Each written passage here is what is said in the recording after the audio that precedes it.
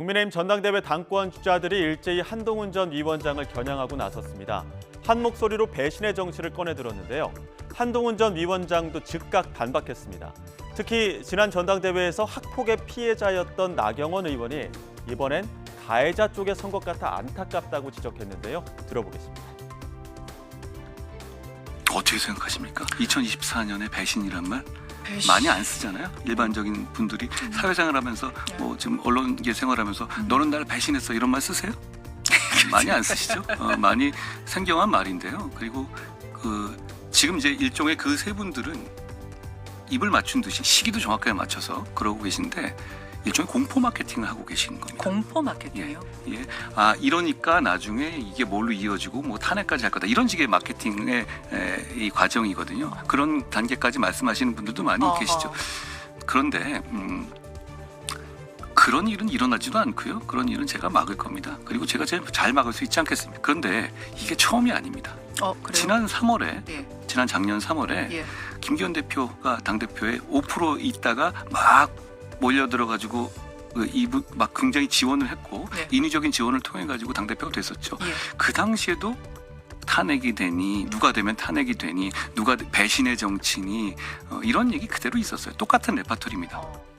그러고 보니까 나경원 대표님 그때는 일종의 학폭의 피해자셨는데 지금 학폭의 가해자 쪽에 서 계신 것 같아요. 아주 안타깝습니다. 한 전 위원장은 배신의 정치 프레임에 맞서 공안증이라는 키워드를 꺼내들기도 했죠. 중국 축구가 한국 축구를 두려워한다는 의미로 나온 표현인데 한 전 위원장 측은 다른 후보들이 한 후보를 견제하는 현상이 빗댔습니다. 그러자 오늘 아침 나경원 의원은 공안증이 아니라 우한증이라고 말했습니다. 무슨 뜻일까요? 들어보시죠. 실질적으로 이제 공안증. 한동훈 대표가 한동훈 위원장이 당 대표가 된다면 이제 걱정되는 부분이 있어서 그런 걱정되는 부분을 지적하는 거죠. 이제 우리가 이제 전당대회 과정에서 다른 후보들에 대한 언급은 결국 그 후보가 당선됐을 때 걱정되는 당의 리스크에 대해서 이야기하는 거 아닙니까? 그렇죠. 어떤 리스크가 실질적으로 우리가 여당이기 때문에 대통령과의 관계, 당대표와 대통령과의 신뢰관계는 굉장히 중요합니다. 네. 이 신뢰관계가 없으면요, 엇박자가 날 수밖에 없습니다. 그렇죠. 근데 이제 신뢰관계가 파탄났다. 예. 라는 것이 저희 여권의 많은 중진들의 또 여권의 많은 의원들의 생각이기 때문에 그 파탄난 신뢰관계가 과연 회복될 수 있느냐, 그런 부분이 또 쉽지 않아 보인다. 그런 것이 걱정되는 부분입니다. 결국 예.